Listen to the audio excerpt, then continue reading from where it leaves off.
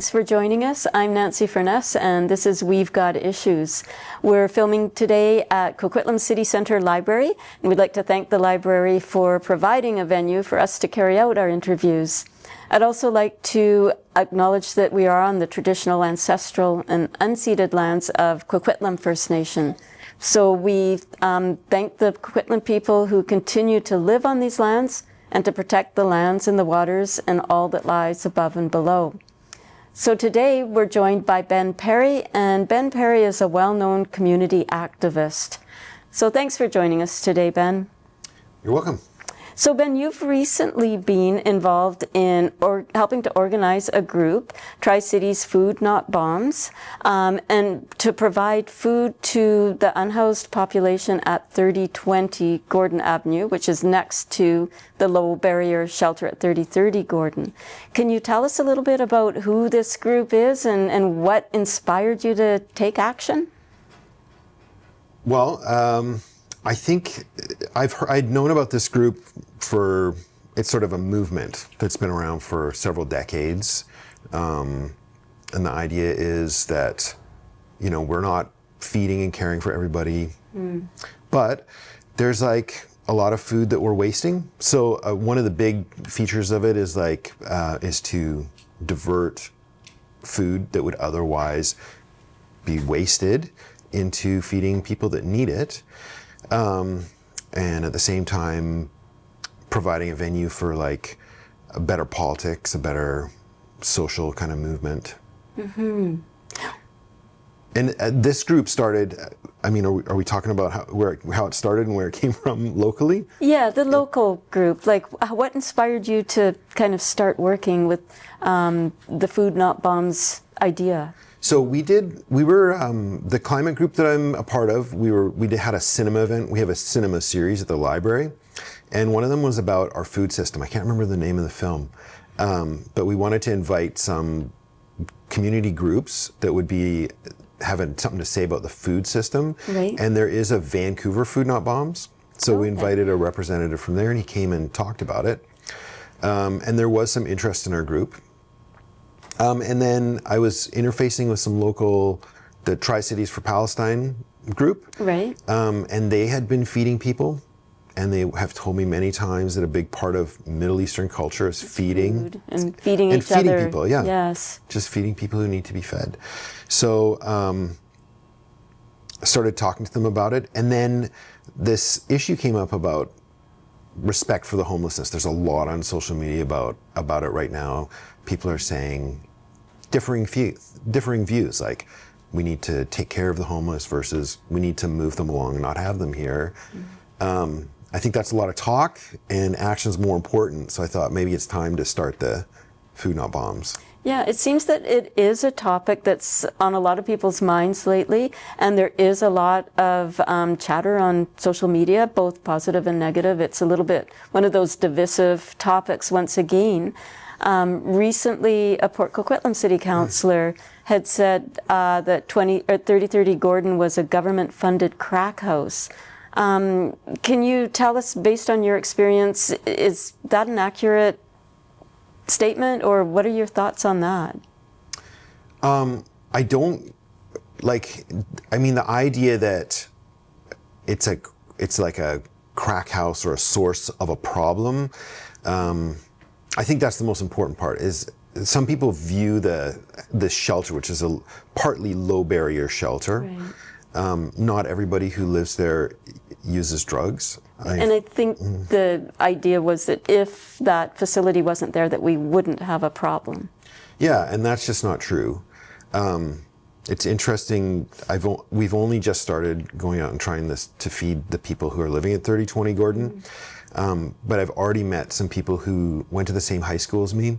They're local residents. Because I went to Centennial in Coquitlam, and I end up talking to people, and they want to tell me their story right away. Right. They want to justify their existence, which is kind of hard. I don't go around trying to justify my existence all the time. It shows there's a problem, right? Mm-hmm. There's challenges there for sure. Yeah. So, and that's what I've heard, and it's playing out. I think half the people I've talked to are from Tri-Cities who are living in tents there. Yeah. So that's interesting. So these are people that were maybe born and raised here and didn't go too far from home, and yet they're experiencing some pretty significant challenges. Yeah, so I mean, if we didn't have the shelter, like they're not even in the shelter, they're just near the shelter, but where would they go? Like, Right. they should leave their hometown and still have that same problem of homelessness elsewhere. Like, the problem doesn't go away because we get rid of the shelter. That's the solution to the problem, is having Right, a so maybe shelter. we need more, not less. Yeah. So can you tell us a little bit about what you're seeing at 3020 Gordon? So 3030 Gordon is the low barrier shelter, and then there's an encampment at 3020 Gordon. Can you tell us a little bit about that? Yeah, so there are a number of people who've made semi-permanent homes out of tents and tarps and other sort of things they can find. They're living individually in those or in pairs. There's about roughly 50 people living there. All different types of people, different ages, different genders. Right. And there's no washroom facilities, no access to clean water on site. I think that's right, because the shelter facilities are for the people that live in the shelters, Right. is what I'm understanding.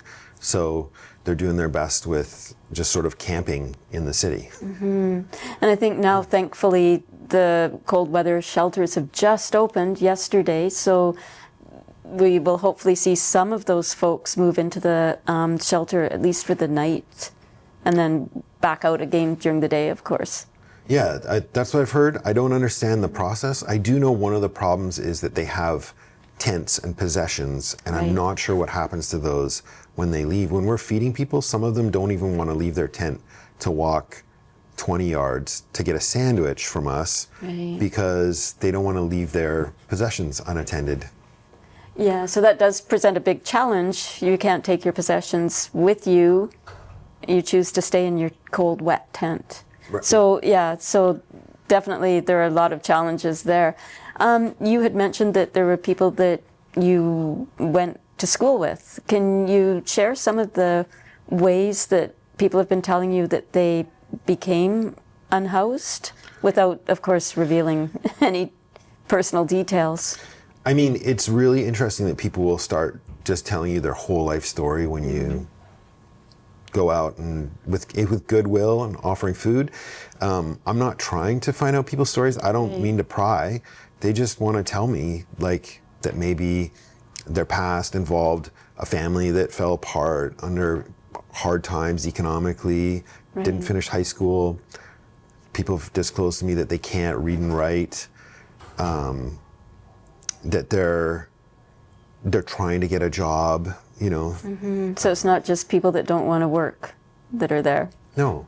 It's people that have come through some sort of trauma, maybe, or have some sort of, maybe, it even sounds like learning disabilities that were never addressed, that, you know, presented challenges later on. And Yeah. so there's many pathways, it sounds like, that. Yeah.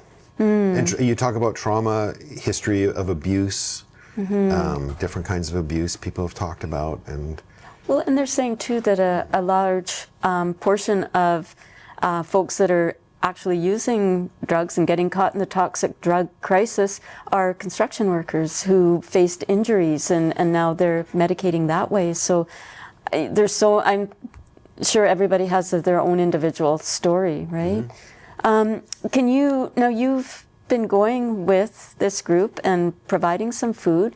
Can you talk a little bit about what you're providing? Like, what kind of meals are you doing? Yeah, so we're loosely following the Food Not Bombs model, which is finding food that would be wasted by our food retail and wholesale system. So there are sort of ways to access that food. We're working on getting more stable sources. Another part of the Food Not Bombs sort of model is to provide vegetarian or entirely plant-based food. So we've been doing mostly that. Sometimes people will bring something that doesn't fit that model, which we then continue to serve. But we've kind of settled on wraps, with hummus and roasted vegetables, and then some kind of soup, like lentil soup. So you're getting protein, you're getting vegetables, getting something filling and warm. Right. Yeah. I heard something just the other day that doctors are being given the heads up to watch out for scurvy, that people are not even eating enough fruits and vegetables to stave that off. So it's nice to hear that there are vegetables and fresh produce included in that. And everybody's happy, like all the people who are living there are happy to eat those sandwiches and eat that soup. I think we get a lot of gratitude and appreciation. So people want vegetables. People want right. healthy food. Yeah, and when you don't have access to it, then it makes it really hard. Can you tell us why vegetarian? Is that part of the climate action part of it? I think so. Like Food Not Bombs comes from a certain place, and it's nice to be connected to a big movement. I know I was in Hamilton, and they were operating there, feeding people. So that was one of the places I saw it. They're operating in Vancouver. Vegetables are safer to prepare. You're at less risk of foodborne illness. Right, not worrying about E. coli and some of the meat issues. And then the film that my climate group did at the library really opened my eyes. I had been sort of downplaying the effect of meat on climate change, but somebody said, no, it's way up there. And I was like, how could that be possible? Like, for meat to cause so many emissions, that it's in the top 10 sources? Well, one of the reasons is to produce food, to produce meat. Soybeans is the #1 food. They actually showed it in the film. The Amazon rainforest is being cut down, not just to log, but to produce, like create soybean fields and soybeans. Monocultures. But it's specifically soybeans. 80% of soybeans produced worldwide are fed to animals, and meat consumption is going up. And it's just, and apparently that is like deforestation and like the intensity of machines and all that required. All the fossil fuels that go into loss of forest and so. I saw the movie. I can't remember the name of it either, but it was good. It was quite eye-opening. Yeah. Yeah. So you're going to feed the people there, and you're going how often? Well, we haven't gone out very much so far. We are looking at going out every 2 weeks. We'll need lots of volunteers, and if we get enough volunteers, we'll try and go every week if we can get a rotation of groups going out to do it. So we're still just getting organized. Okay. Yeah. And is there somewhere where volunteers can connect with the group? Yeah. So at this point, like our entry point for connection is probably coming down and meeting with us or knowing somebody who's in the group. We have a Facebook page called Food Not Bombs TriCities.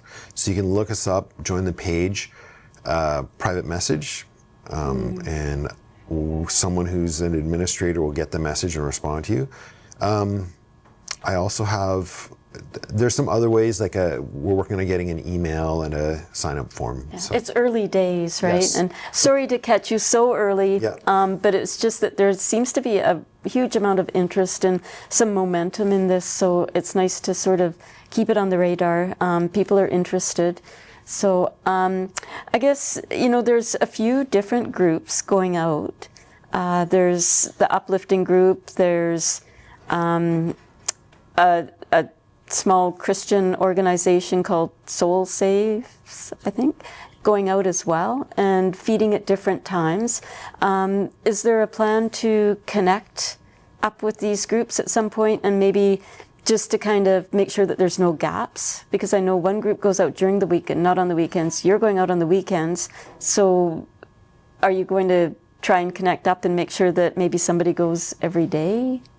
There's so much work to do. I am doing this off the side of all the other things I'm doing. I think we need people to step up and take leadership in this area. If there's so much interest when we're out, people are coming. They've given me cash. We have donations. We have funding to to get what we're doing.